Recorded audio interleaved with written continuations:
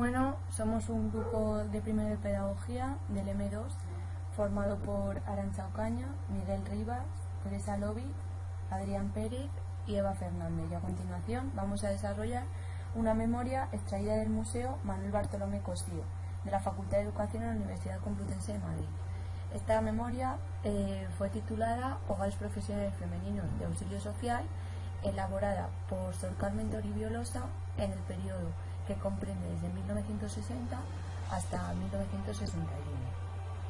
A continuación vamos a mostrar el índice en el que se puede ver que hablaremos del contexto histórico de la época, del primer capítulo, que es titulado La obra del auxilio social, el segundo capítulo, Hogar Isabel Clara Eugenia, y por último el tercer capítulo, que trata de la formación que se da en el hogar.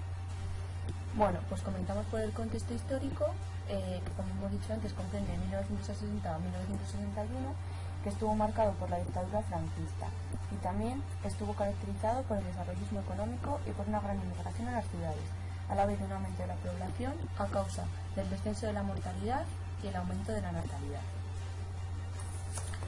El capítulo 1, como hemos dicho antes, se titula La obra del auxilio social y comprende el nacimiento, la vida de los centros educativos, el educador en dichos centros y los hogares profesionales femeninos. Vamos a comenzar hablando del nacimiento y podemos decir que nació en Valladolid el 30 de octubre de 1936, aunque fue 3 años más tarde cuando llegó a la totalidad de la nación española. Las instituciones de la época que tenían la función de ayudar a la sociedad abandonada eran los centros de asistencia social, cuya finalidad principal era la educación moral y religiosa. El órgano central para su organización es la Delegación Nacional. Una solución a los problemas sociales de estos niños era el internamiento en dichas instituciones, que iban desde asilos hasta residencias. En el auxilio social, los niños provenían de familias pobres y debido a tantos problemas del internado, el papel de los pedagogos era esencial para que se produjese una transformación, empezando a preocuparse por la situación psicosocial de los niños.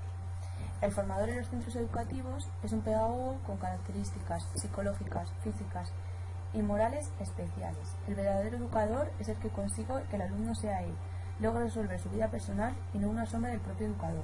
El tacto y la disciplina son las principales características del educador en estos casos.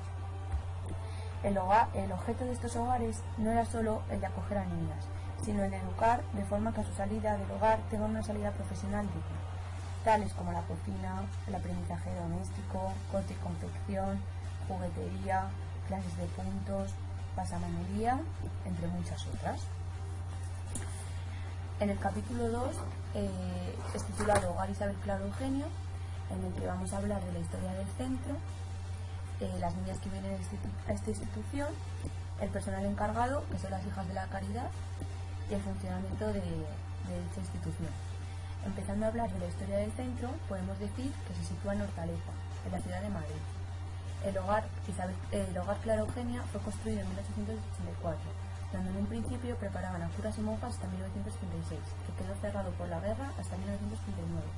Terminada la guerra, Auxilio Social compró el edificio donde se levantó el hogar Isabel Clara Eugenia, que albergaba a las niñas abandonadas.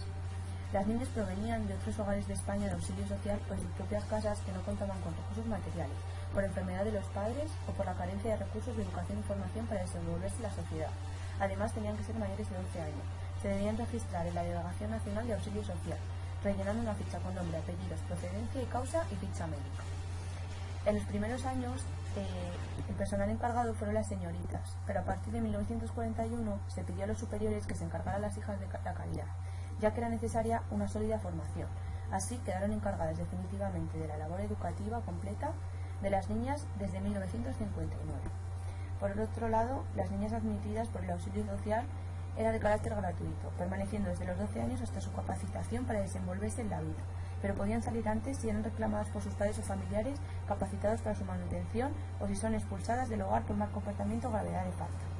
Podían salir del centro en verano, Navidad y Semana Santa y pueden recibir visitas de sus padres o familiares legítimos los domingos alternos 2 horas sin salir del colegio.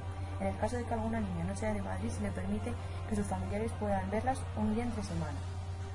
Por el otro lado, las niñas residentes que no tenían familia, o bien porque es necesario, perciben un sueldo y tienen días de salida los sábados y domingos y permanecen en el hogar hasta que se casan. En el capítulo 3, titulado Formación que se da en el hogar, vamos a hablar de toda la formación que comprende la formación intelectual, la formación religiosa y moral, la formación física y la formación profesional. En primer lugar, empezaremos hablando de la formación intelectual dada en dicho centro, que se regía por un sistema de grados cuya distribución de orden y trabajo será por edades. Tenían 8 horas lectivas, de las cuales 5 eran obligatorias. El material utilizado era proporcionado por el auxilio social. Las niñas visitaban el Museo de Madrid y centros culturales con las hermanas, además de participar en un periódico mural. Por otro lado, vamos a hablar de la formación religiosa y moral. La formación religiosa se basa en clases diarias obligatorias, en rezos diarios y en prácticas sacramentales. La conducta moral ideal se basa en una vida reglamentaria, silencio, obediencia puntual, disciplina y vigilancia. Como conclusión, un buen comportamiento y una buena formación espiritual es igual a una mayor libertad. La formación física se le da mucha importancia, porque la educación del alma depende de la educación del cuerpo. Esta formación se basaba en ejercicios al aire libre, para el endurecimiento físico y en juegos muy variados para practicar diversas competencias. La formación profesional preparaba a las niñas para poder trabajar en Madrid, mediante talleres de producción y talleres de aprendizaje. Los primeros confeccionaban ropa de los hogares de auxilio social, y los de aprendizaje se basan en profesiones como oficinas, galerías preciadas y obras de auxilio social.